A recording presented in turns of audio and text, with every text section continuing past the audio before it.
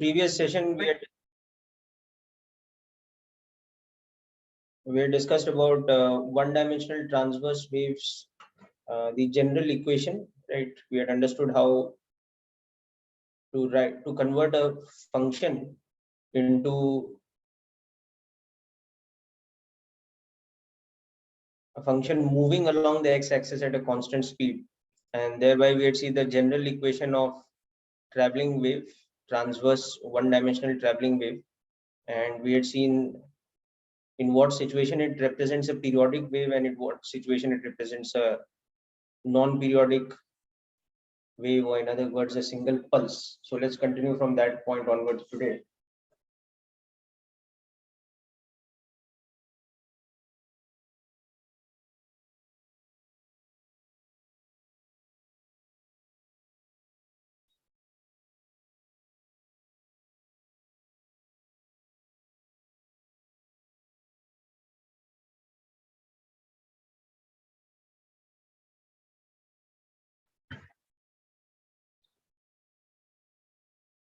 Transverse one-dimensional traveling waves.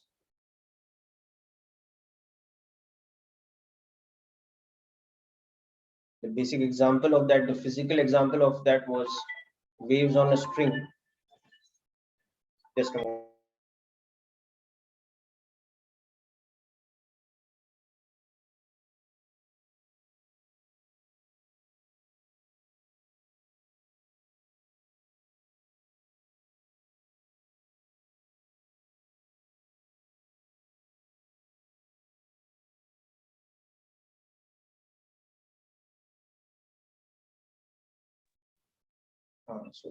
So waves on a string was the basic physical example of this kind of situation. Okay. So then we had seen that general equation for such a traveling wave was that the transverse displacement y is a function of x and t such that it has to be a function whose argument is linear in x and t. Okay, so in this equation, k and omega are constants such that the dimension of k is inverse of length and the dimension of omega is inverse of time, and this could actually be plus minus also. Okay, so depending on the direction in which the wave is propagating. So for so the propagation speed of such a wave is equal to omega by k, and the direction is negative x direction if the sign between these two is positive, and the direction is positive x axis for the propagation if the algebraic sign between kx and omega t is minus, like this. Okay. So this is the general equation. Then we had seen that based on whether the general equation represents whether the function in the general equation is a periodic function or a non-periodic function.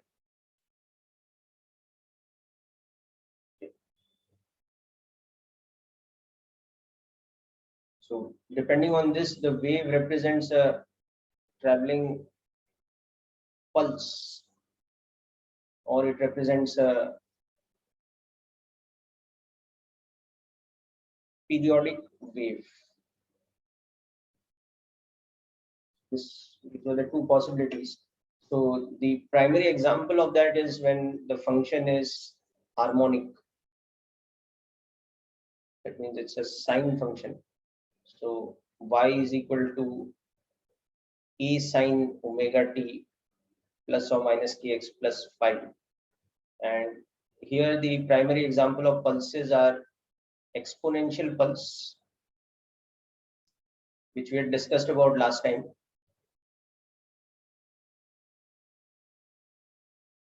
Something like this. Okay. Or there is also the hyperbolic pulse, which we'll discuss about today.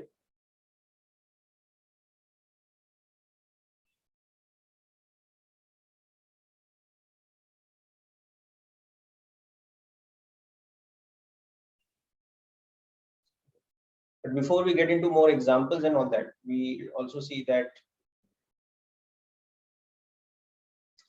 So this is again basically a recap of what we saw last time. Okay. Then we had also seen about the interpretation of the wave equation.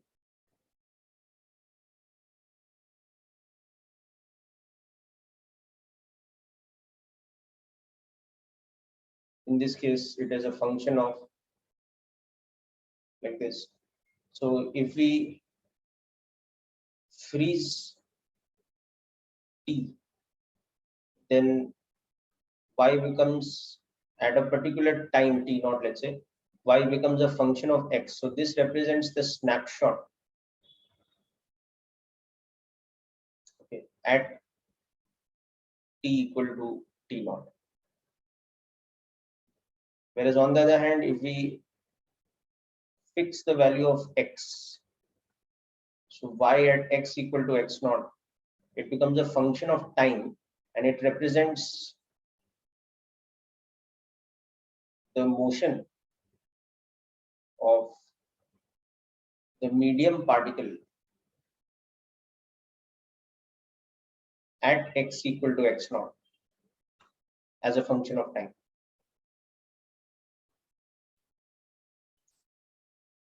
Okay, and obviously that motion is along the y-axis because it's a transverse wave. Okay, so in that respect, what we had seen that whenever we have a periodic wave, okay, the medium particles, two things, the snapshot is a periodic shape, okay, and it has something called wavelength lambda. And secondly, when we look at the motion of any particular medium particle, then that motion shows us that it's an oscillation because it's a periodic function. Okay, so medium particles oscillate with definite amplitude, a frequency, and time period. Whereas when we are talking about non-periodic pulse like this, then the snapshot is a single pulse. It's not a periodic shape. So there is no wavelength. So wavelength does not exist for such a shape. Okay. And when we look at medium particles, they do not oscillate.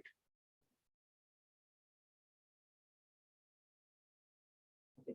So there is no question of frequency and time period and all these things, which is evident from these two examples, which I've also showed you, the harmonic function example.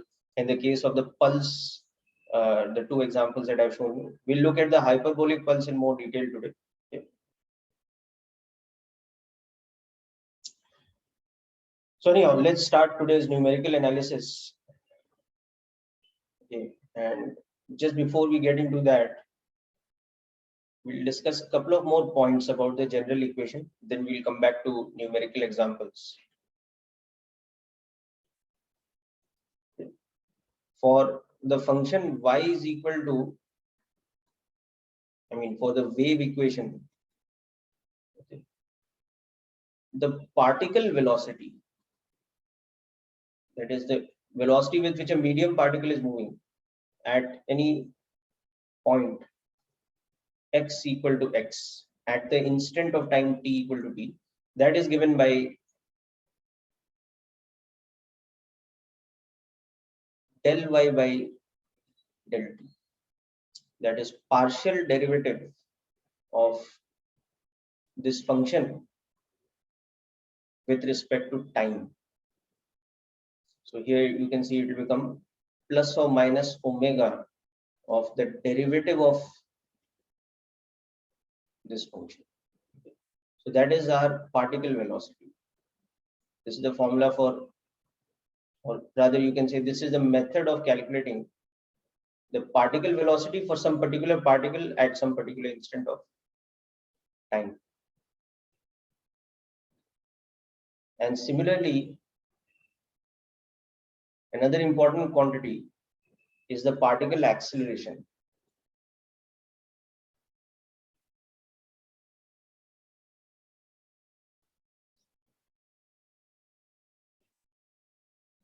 That is the second derivative of y with respect to time, but here we're talking about partial derivative. Okay? So second partial derivative with respect to time of f of kx plus or minus omega t. So that we can now see becomes omega square second derivative of this function. Whatever that function is, its second derivative multiplied by omega square. This is the particle acceleration. Okay, so we'll understand this further with some examples also. Okay, but now the very important thing here is that since the medium, in this case the string, is continuous, that is unbroken, okay, therefore y as a function of x and t must be continuous for all x and t. It must be a continuous function within its domain. Okay, and particle velocity and particle acceleration must also be defined at all x at all time. So it's very important that so f prime and f double prime must also be continuous. Okay. So this is another way of saying that the function fxt must be twice differentiable.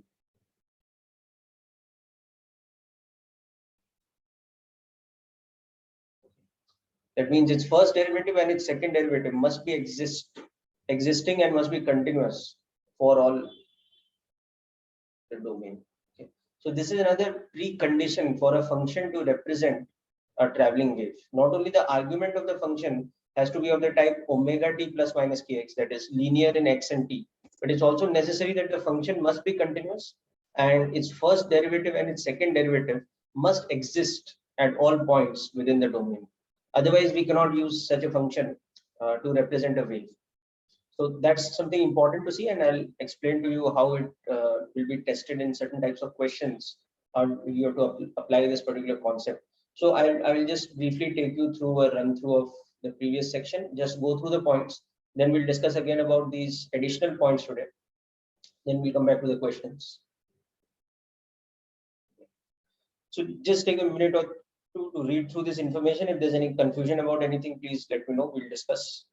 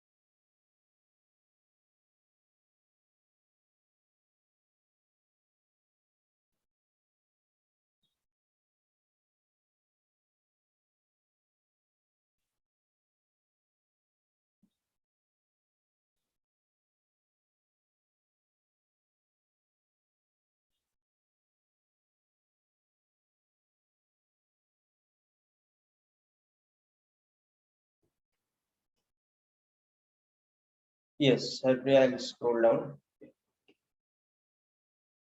Yeah, so next let's come to this additional information about general wave equation, how to get the particle velocity and particle acceleration.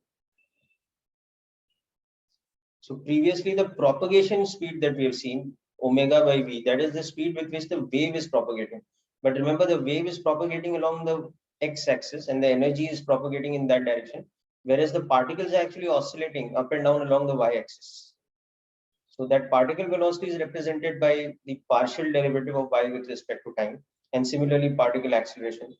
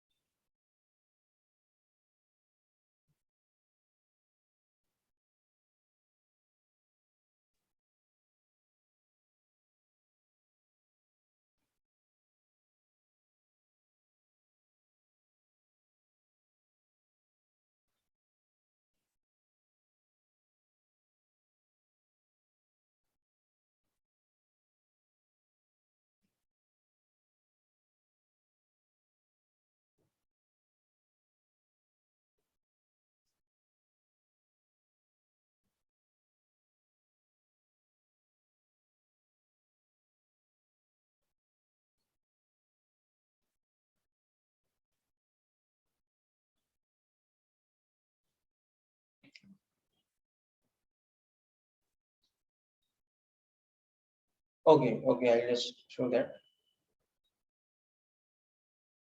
Give me a moment.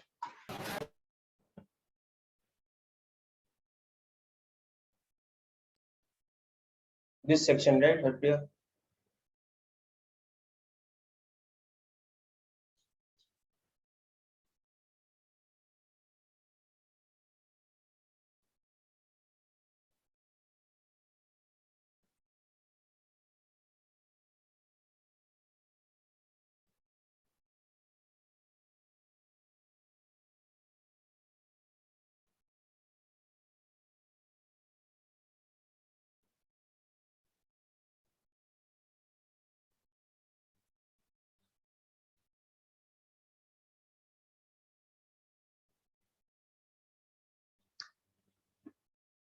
Okay, so let's understand an example.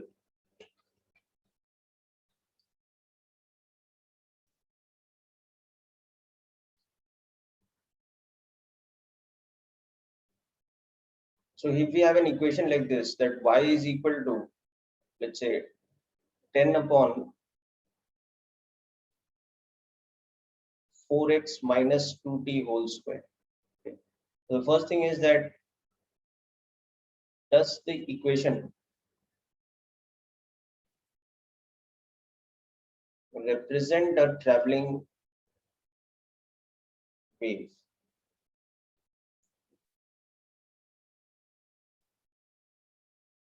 Plot the snapshot at, let's say, t equal to 0.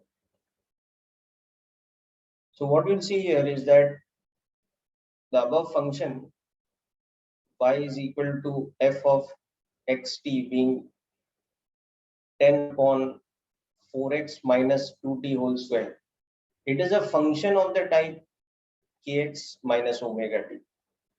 Okay, that is all right, because it is a function, you can think like this, of where theta is 4x minus 2t, which is basically kx minus omega t. That's fine. But the y is undefined for 4x minus 2t equal to 0. So for example, for x equal to 0 at t equal to 0, y is not defined. For x equal to 1 at t equal to 2, y is not defined. Okay. So therefore, the conclusion is that this function cannot be used to represent a traveling wave, because while it satisfies the first condition, that its argument is linear in x and t, but it is discontinuous. Okay, so we don't even need to worry about whether the derivative exists or not. Okay, that itself is showing us that this doesn't work for that reason.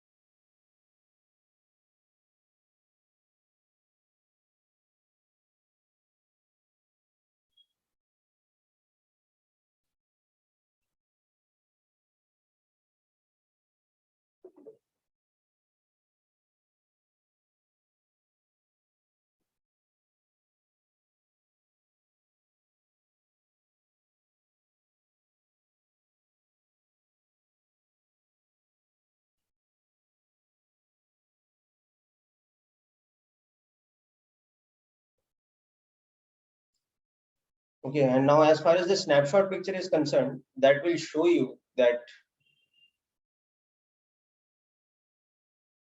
it cannot be used because it is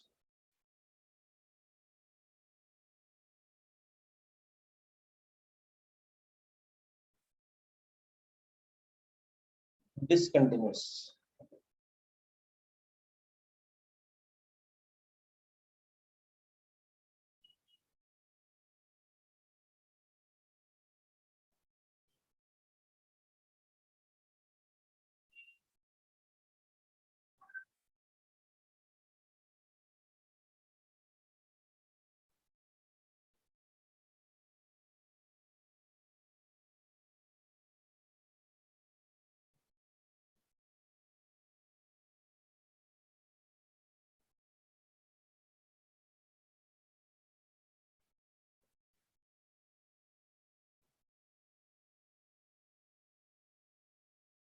And now this fact will be reflected when we look at the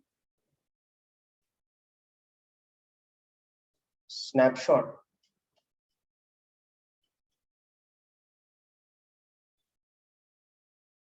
at t equal to 0. Y at t equal to 0 becomes 10 upon 4x whole square, or 10 by 16 x square. you can see that it's a discontinuous function, because at x equal to 0, y has a undefined value. It tends to infinity as x tends to 0, but it cannot be defined. So there is a problem with it. So the shape of a string cannot ever be like this. Okay? Because that means the string is broken at some point at x equal to 0 in this case. Similarly, for example, if you saw at y equal to t equal to 2 seconds, this would have been 10 upon 4x minus 4 whole square. So that is 10 upon 16 into x minus 1 whole square. So that would have looked like this. That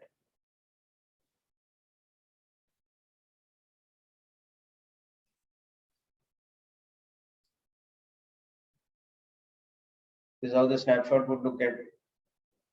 It's a traveling wave and all, it's a traveling function and all that, but it cannot be used to represent a traveling wave because there is a discontinuity. So t equal to 2. This is at t equal to 1.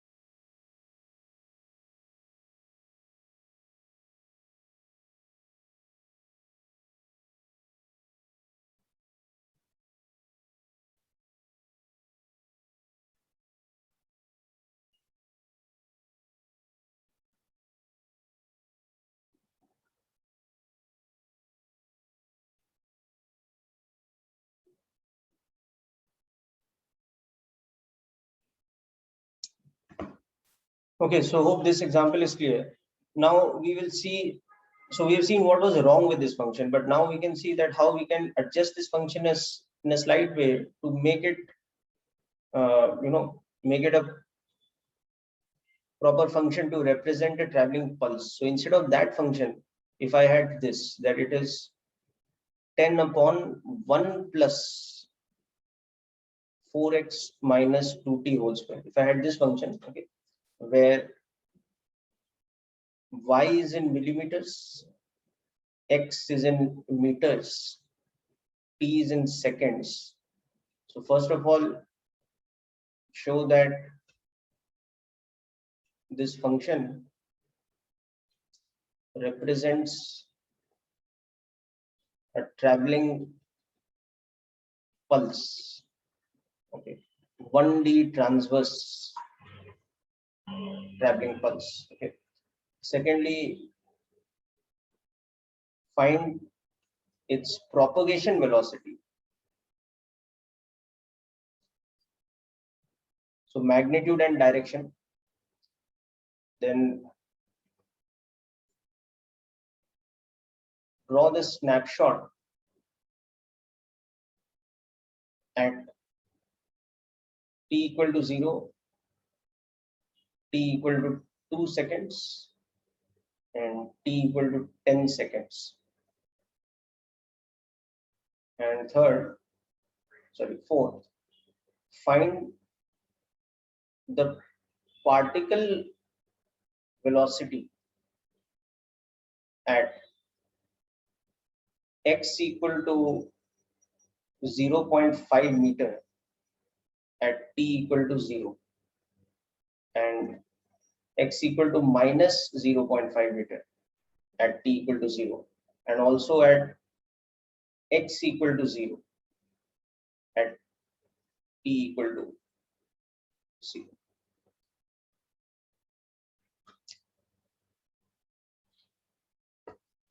Okay, so this will help us understand all these applications also. Okay, I'm not giving you in this case to calculate particle acceleration also because unnecessarily a lot of calculus will have to be worked out, but that also we will see in the case of harmonic waves when we come to that next. So just try this question out, people. Send me the numerical answer parts quickly on the chat message. Yeah, I'll put up the graphs in a minute or two. You can verify your answers.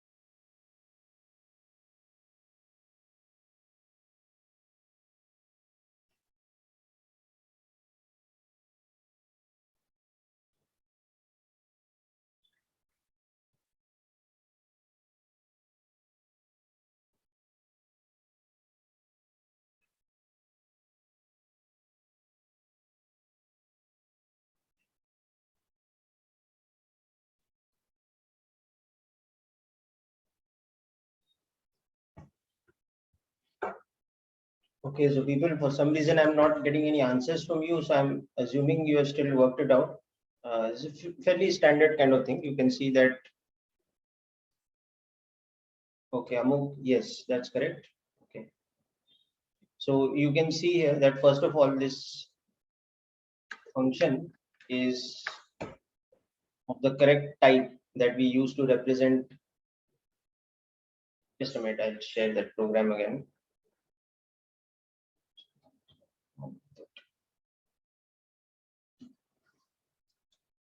Just a moment, I'll share the whiteboard. It's just got hanged.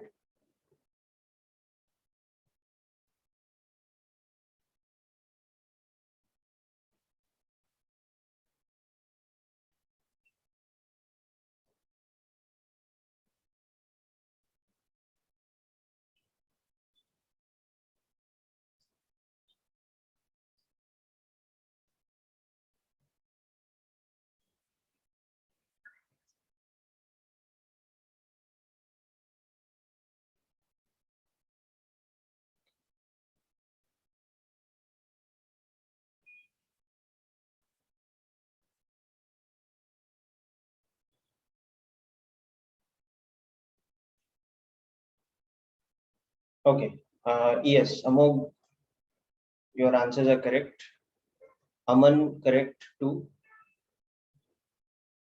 So let's start by understanding this equation. So you can see that this is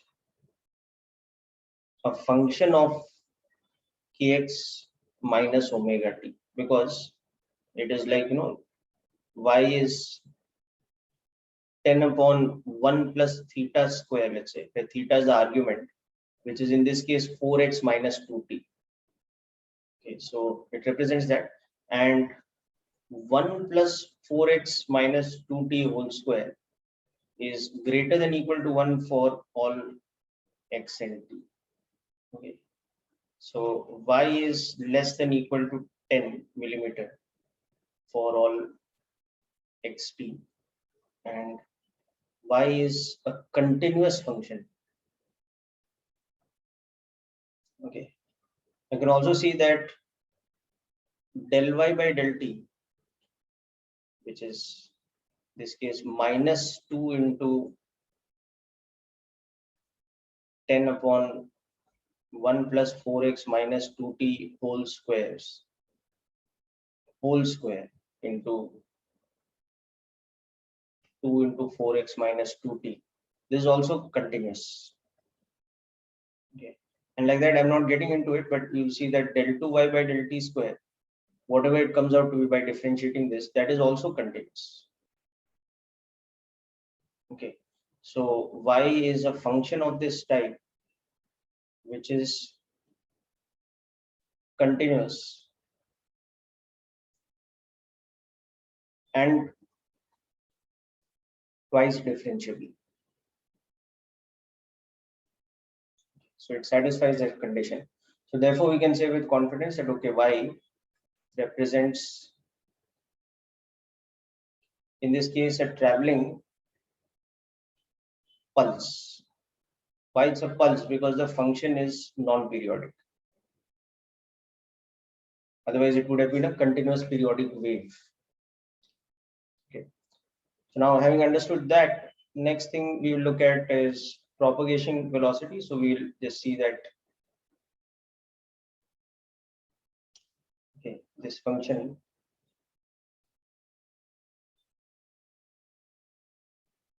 So k is equal to 4 meter inverse, because x was in meters, and omega is equal to 2 second inverse, because time was in seconds. So v is equal to omega by k, which you correctly said is 0.5 meters per second. Okay, and it is along the positive x-axis. The propagation is along the positive x-axis. So it has a propagation speed of this much along the positive x-axis.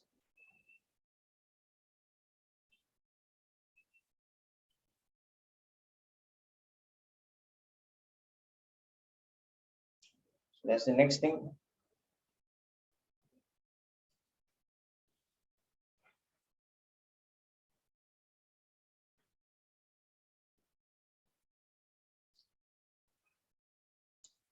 The next thing, let's come to the snapshot pictures at these various times. Okay.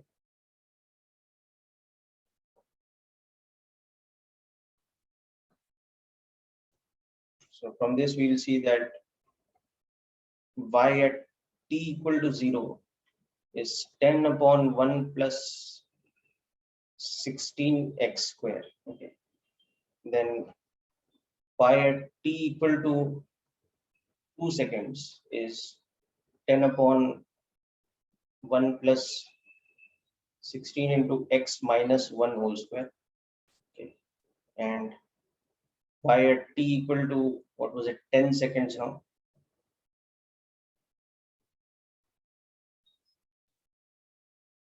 So I have taken, this will be 20, so 5. Okay. So if we plot these snapshot pictures, we will see how the pulse is traveling. And we'll get into this in a little bit of detail here, so that we kind of understand the shape of the pulse also. Something like this, where at t equal to 0, you can see the pulse peaks at y equal to 10 at the point x equal to 0. Okay. And also, for example, you can see that, for example, at x equal to, suppose I take the value of x as 1 by 2, 0.5. So this will become 10 upon 1 plus 4, right? So it will become 2. Okay. So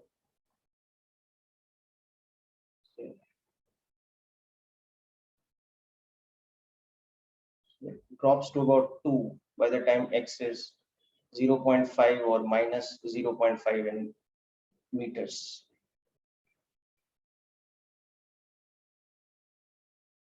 Is okay.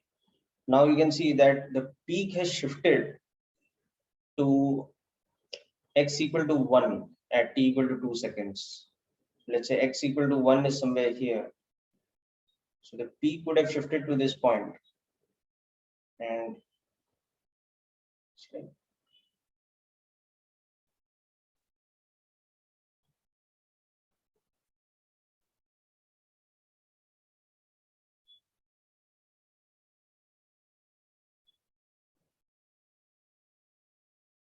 this point here would be 1.5 or whatever. Okay, so this is how the peak is at t equal to, sorry, 2 seconds. So you can see that it is traveling at a speed v, which is delta x by delta t. If you go by that, it is 1 meter in 2 seconds. So 0.5 liters per second.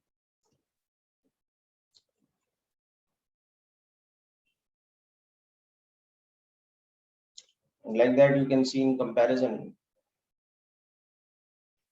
how the peak would have shifted by the time we come to 10 seconds. It shifted to x equal to 5.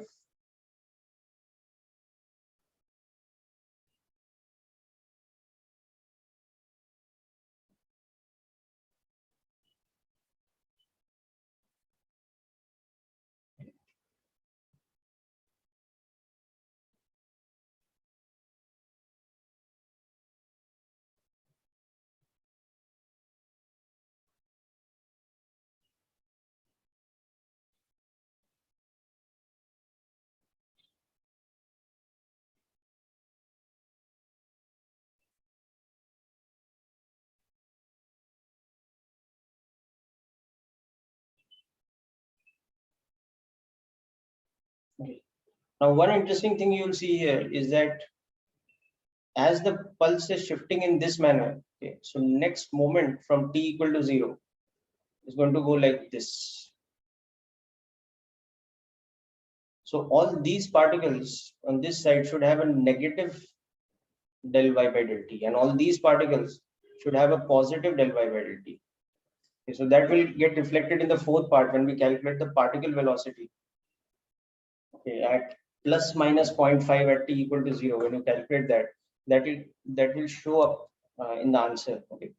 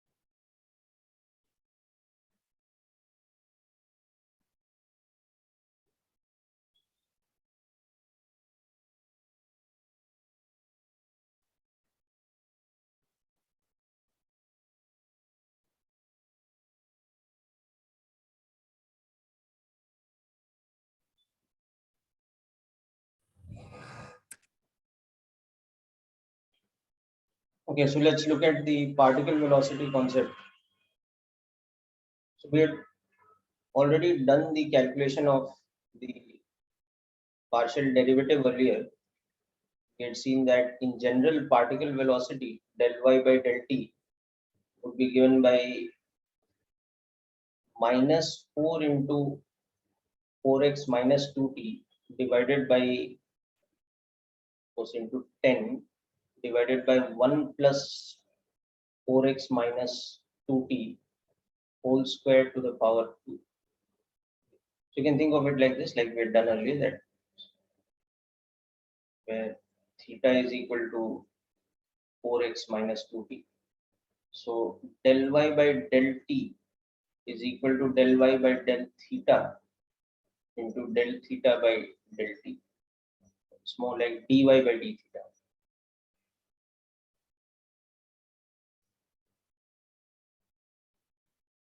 So that is minus 10 upon 1 plus theta square whole square into 2 theta into minus 2. That's how we are getting.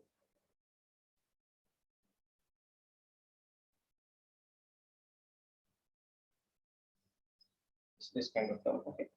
So that is minus 40 into 4x minus 2t upon 1 plus 4x minus 2t whole square to the power 2. So this is our del y by del t particle velocity, and this will be in millimeters per second.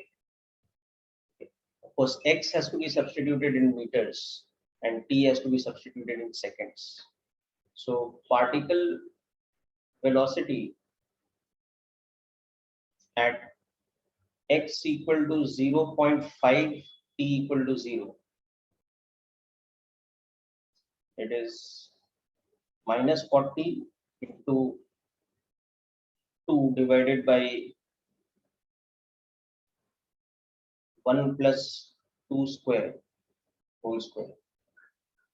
But more importantly, you can see that it is a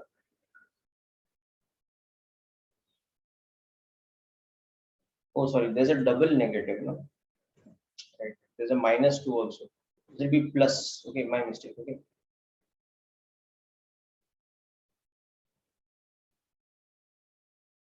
So 25, so 80 by 25.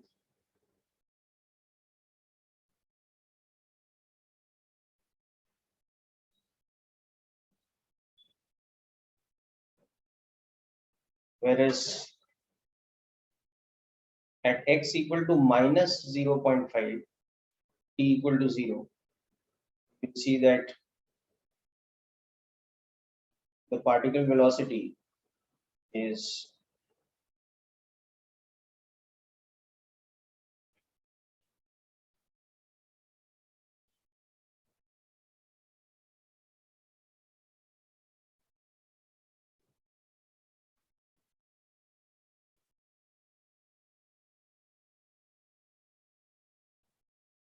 exactly minus 16 by 5,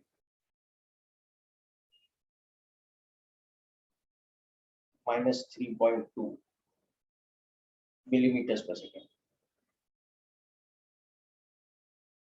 You can understand why this is happening, because the pulse shape at t equal to 0, like this, the peak is at x equal to 0,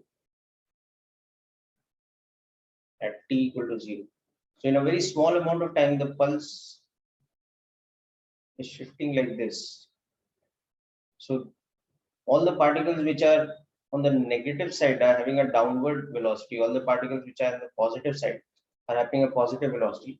But one more interesting thing you will see is for the C part, at x equal to 0, t equal to 0, you will see that the particle velocity becomes 0. Okay. This is because the particle at x equal to 0 is at its peak, that is y is equal to maxima of y at t equal to 0.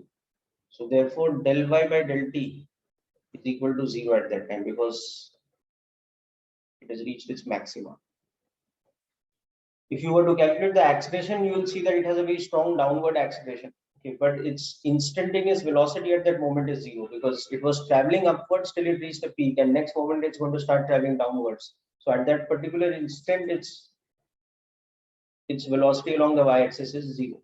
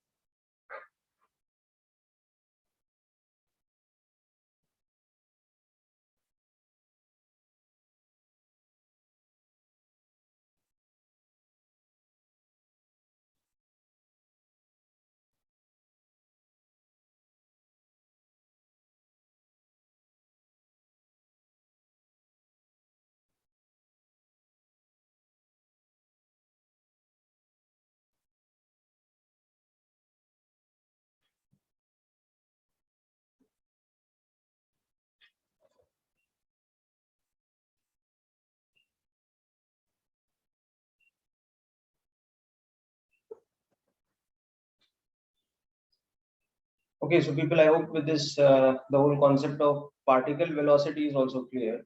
Yes. Aman, very good. Your answers were correct. Only the units, make sure you're okay with that, okay, because y was in millimeters. So del y by del t will be in millimeters per second.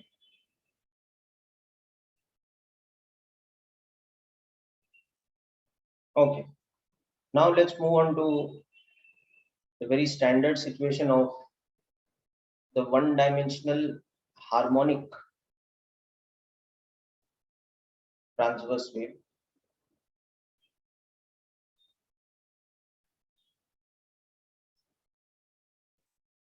So its general equation is just of the type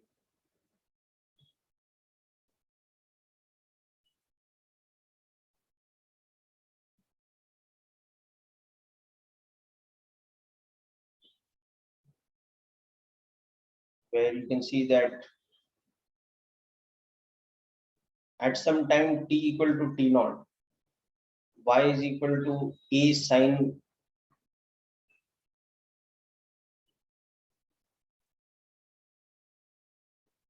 kx plus or minus omega t naught plus phi. So if you take omega t naught plus phi as some constant, you fix the value of time, you can see that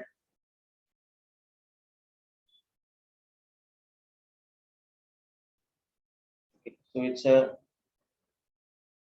sine wave shape. So at any time t, the snapshot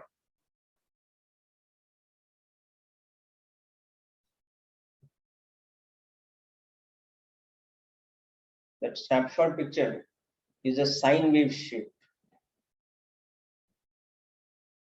So at any instant, if you are looking at the shape of the string through which the wave is propagating, we will notice that it's a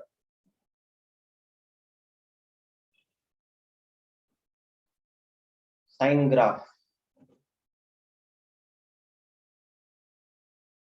It has the property that suppose this point is x1, then this point should be x1 plus wavelength.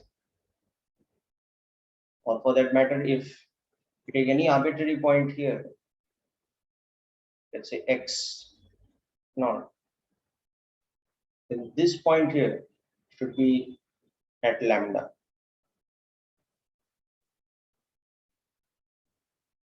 From that, we can see that since sine of, I mean, the fundamental period of the sine function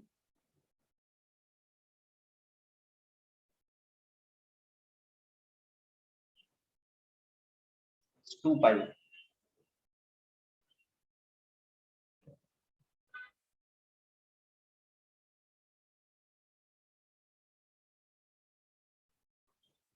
So therefore, here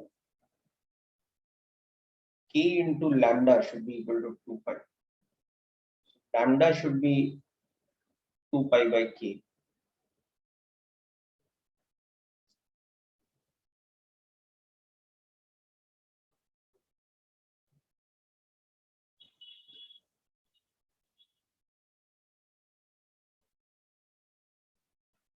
This is the snapshot picture at t equal to t naught. That is what it looks like. So that's one thing. So the wavelength is given by this relation. So the term k, which is 2 pi by lambda, is called the angular wave number. It's a new term for us, called the angular wave number, because the term 1 by lambda, it is called the wave number, because it tells you that in 1 unit length how many wavelengths fit. So in that sense it is called the wave number, and that's why 2 pi by lambda, which is 2 pi into 1 by lambda, is called the angular wave number.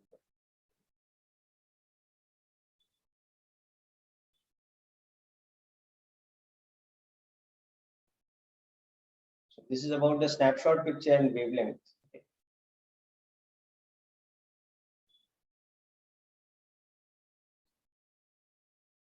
That tells you the significance of the quantity k, okay? The angular wave number, how it is linked to wavelength.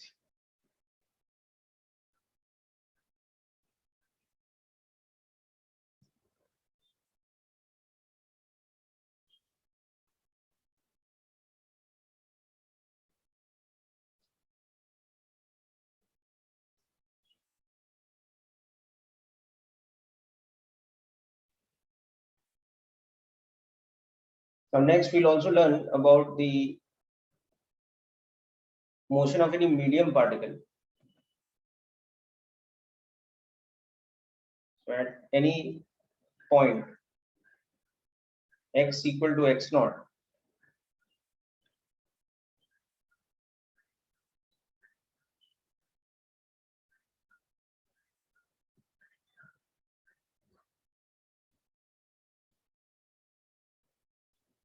it is basically a sine omega t plus some constant, where beta is a constant. So you can see that medium particles oscillate in simple harmonic motion, okay, at a frequency equal to omega by 2 pi, or time period equal to 2 pi by omega. So that is why the term omega, which is 2 pi f, the same thing as in SHM, it is called the angular frequency.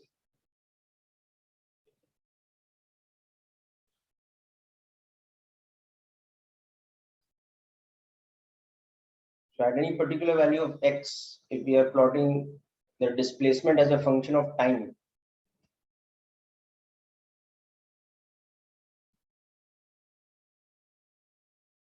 particular value of x, you will see that it is a harmonic function.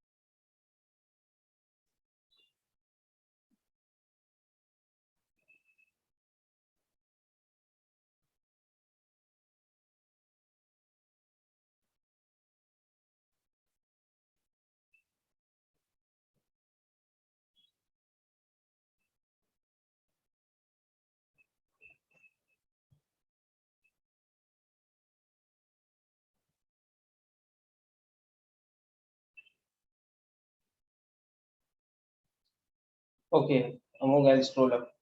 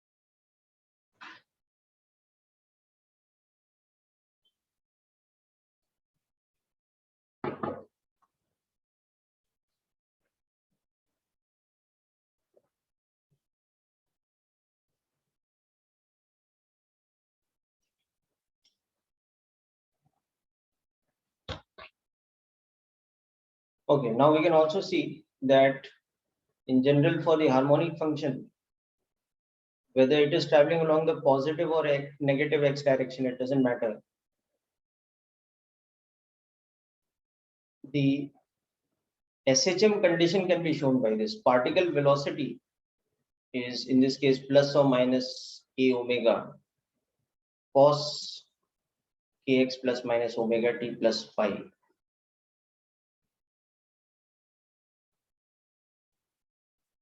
Okay, Norman, that is because of this.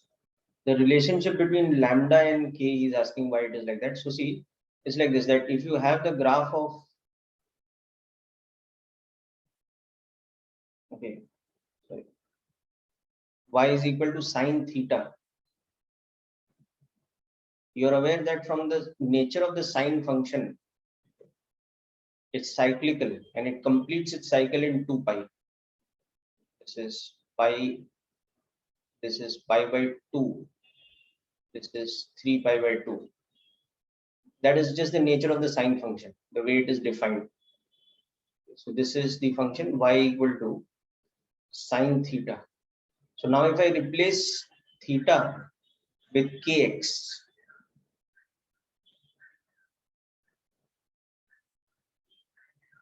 should have the same shape, but now k into x should be changing from 0 to 2 pi in one cycle. Na? So if this is y is equal to a sine kx now, suppose. This is a and minus a. Now this point, this is where completion of one wavelength is occurring. Okay?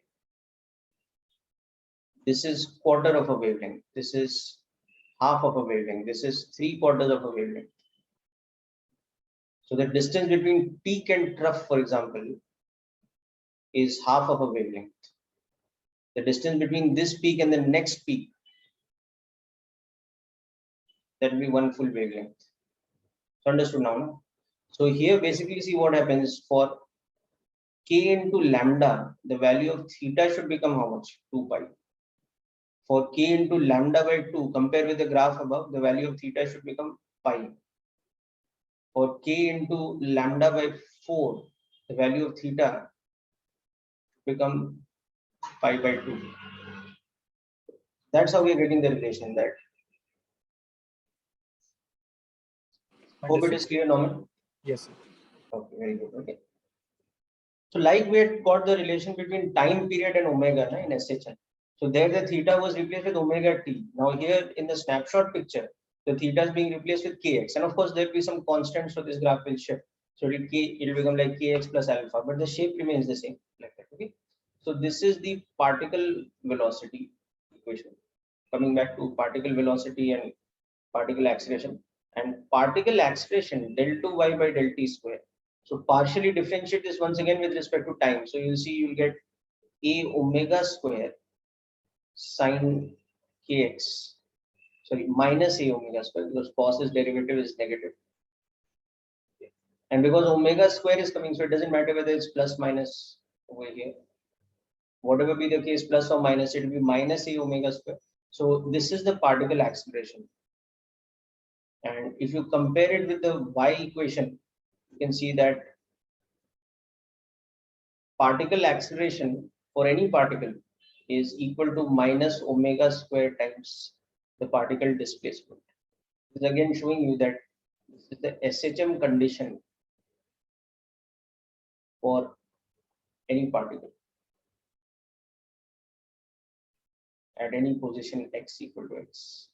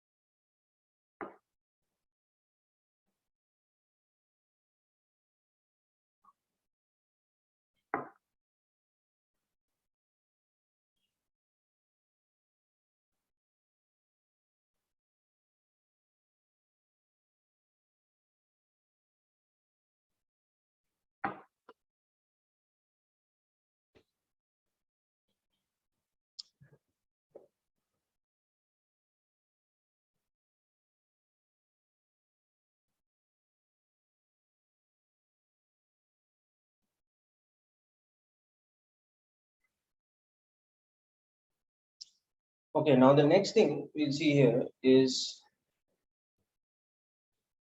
phi, the phase constant in the equation. What is its significance?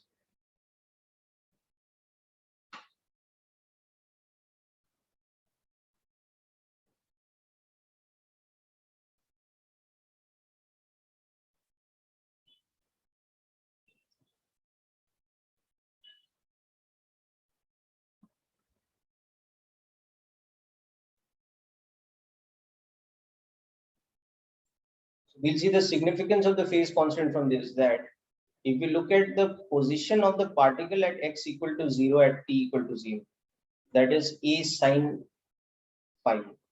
So this is the initial position, or you can say the initial displacement of the particle at x equal to 0.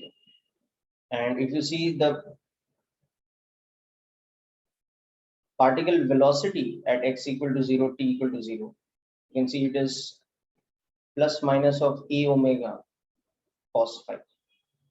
So this is the initial particle velocity of the particle at x equal to 0 at t equal to 0. Okay. So these two, so phi's value is determined from these. Just like in SHM, you'll remember that phi was called the initial phase also because it determined x naught and v naught at t equal to 0. So like that over here, for the particle at the origin x equal to 0, the initial position and initial velocity are determined by the values of phi. So that is the significance of phi over here.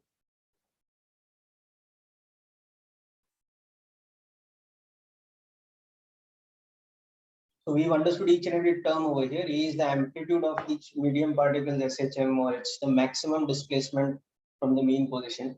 K is angular wave number. It is related to lambda. Omega is angular frequency. It is related to frequency or time period. And the phase constant phi, that is basically a constant that is determined from these two factors.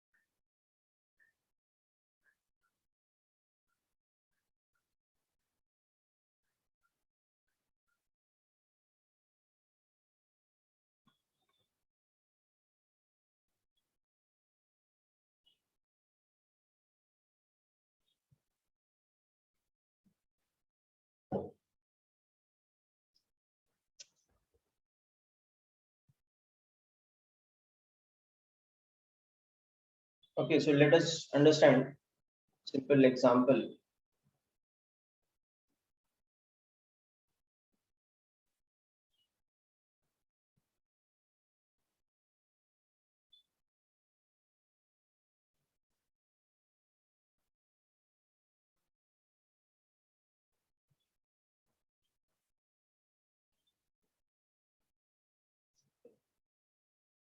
So X is in meters, T is in seconds, Y is in millimeters. Okay. So first of all, plot the snapshot at T equal to 0. Find the particle velocity and acceleration at X equal to 0 at T equal to 0. Justify the particle velocity in part 2 from the snapshot of part 1.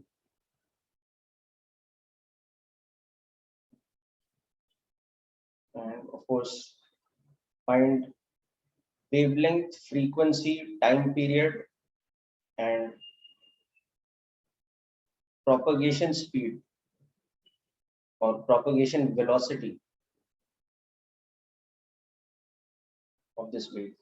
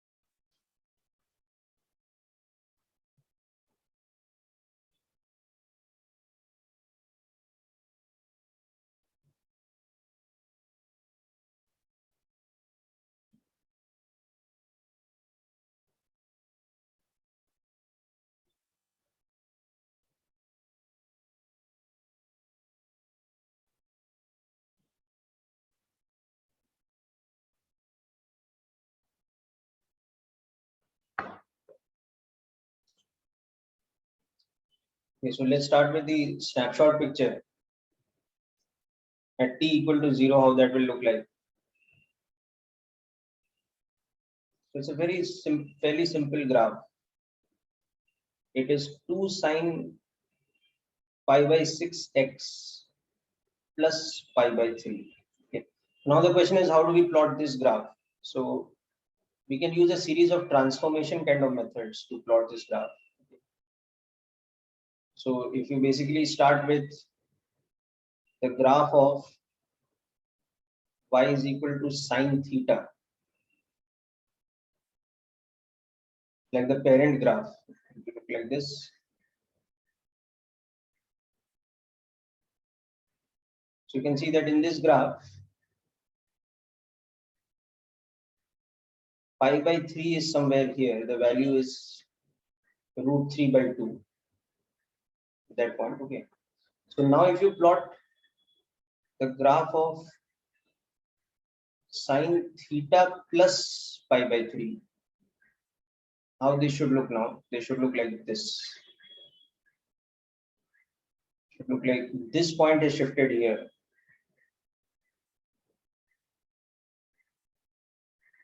So it's becomes something like this. At 0, the value should be like that. And while this point here, for example, was pi, now this point will become pi minus pi by 3. So 2 pi by 3. Like this. Okay. So now correspondingly, if we plot this particular graph, we have this shape, but remember the horizontal axis is x. So this will look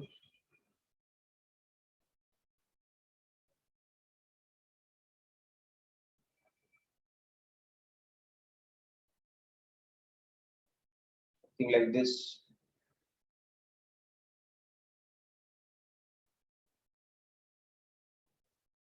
So you can see that this peak value is 2 and this value will become root 3.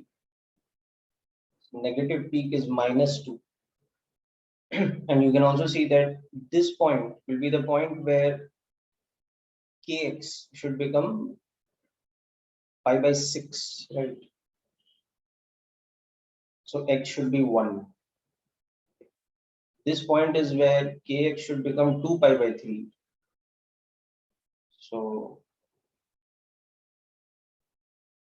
x should be 4. Okay. Therefore, this point where x will become 7, this point is where x will become 10.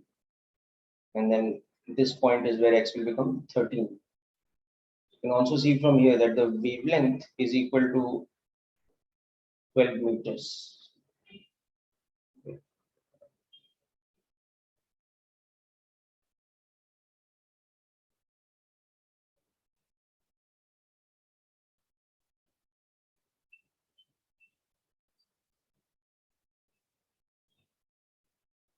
Okay. So this is the snapshot picture at t equal to 0, and this wave is traveling like this, okay, with a speed of,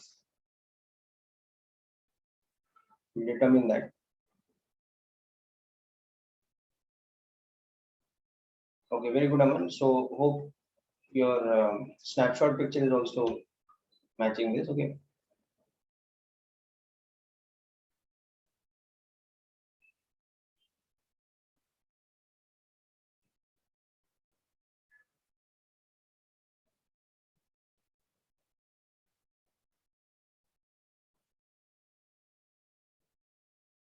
This was our original equation.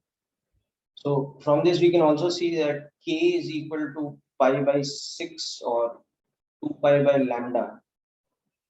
So lambda is equal to 12 meters by direct comparison. This is in radians per meter. Omega is equal to 20 pi, which is 2 pi f. So our frequency is 10 hertz. Time period is therefore 0.1 seconds. Okay. And we can see that our propagation speed will be omega by k, which is the same thing as f lambda. So it's 120 meters per second, and it's along the positive x-axis.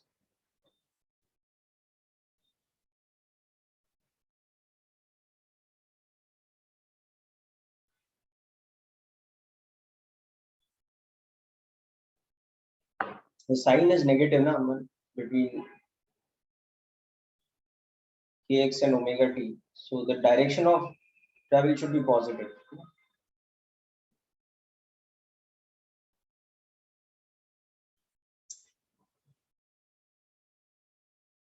In fact, all this fourth part, okay.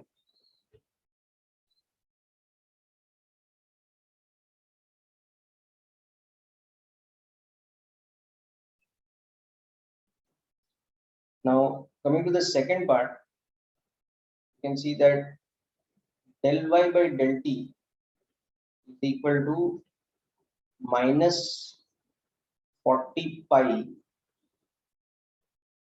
cos pi by 6x minus 20 pi t plus pi by 3 in millimeters per second.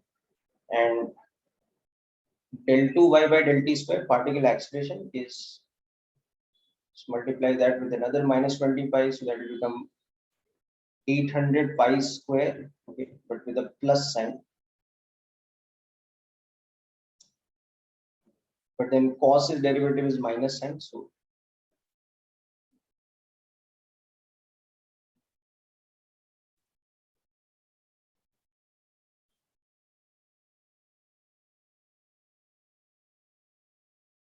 this is the general equation for particle velocity and particle acceleration.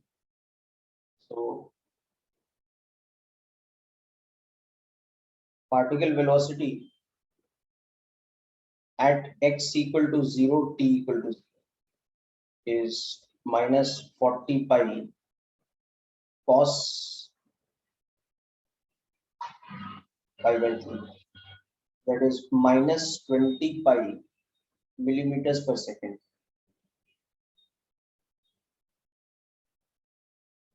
Yes. And particle acceleration correct, no?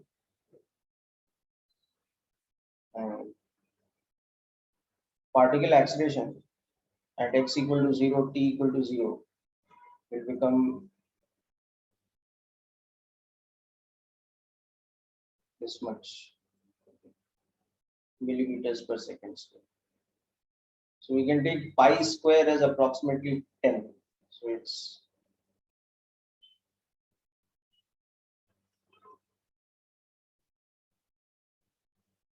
that is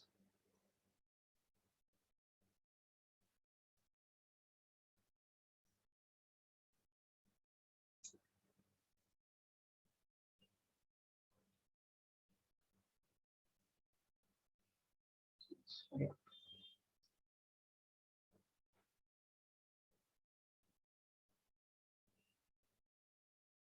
Oh, sorry, this is minus 20 pi, not.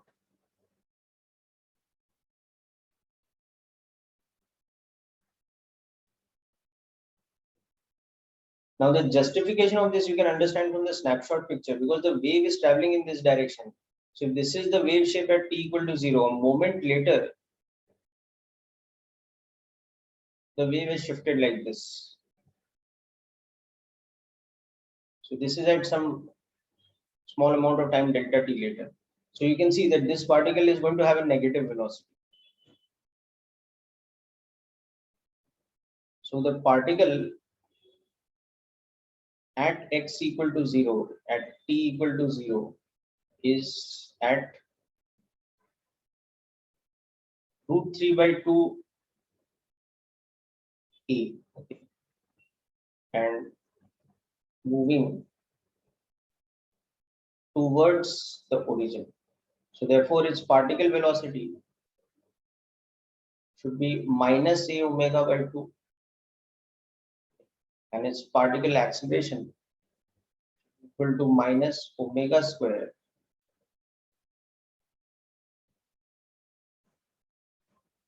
This you'll understand from SHM concept. Just think about the SHM of that particle and that will make sense to you.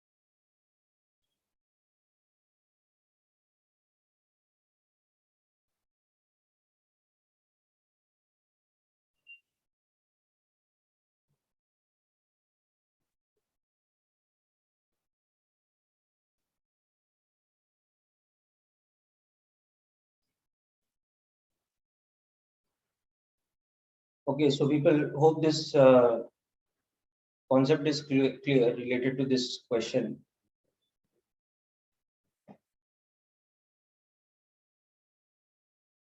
Now, one thing very important we'll learn here and wind up this session today is that in the wave equation, when we have propagation speed omega by k.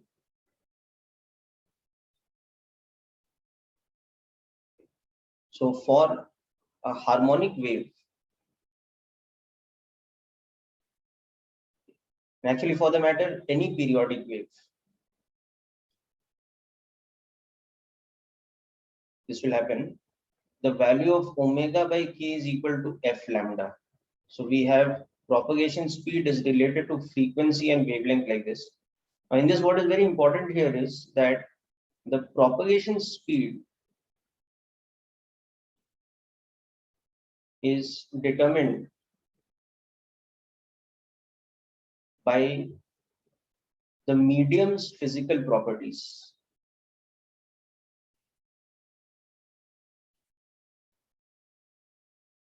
Always, in the case of a wave, okay, or any wave. So in case of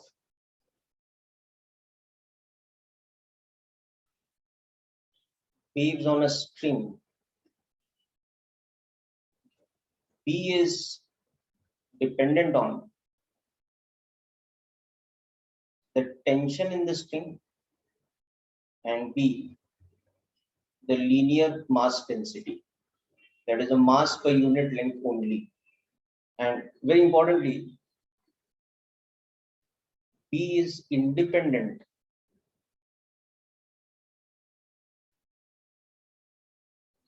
of the wave's source. So it does not depend on what frequency with which the source of the wave is pumping in energy, what power at which it is pumping energy, what is the amplitude of the wave. It doesn't depend on all these things. So independent of wave source means does not depend on the frequency of the source. The source will be an oscillator, okay, or the power supplied by the source.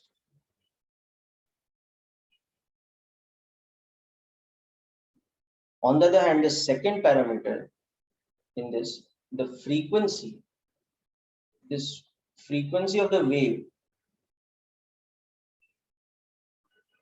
equals to the frequency of the source, which is a oscillator. So that means the frequency is independent of the medium properties.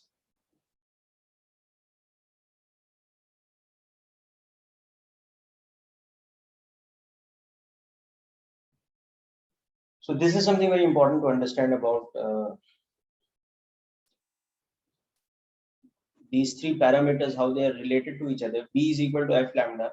In this, f is purely the property of the source and independent of the medium, whereas V is purely the property determined from the medium's physical properties. It's completely independent of the source.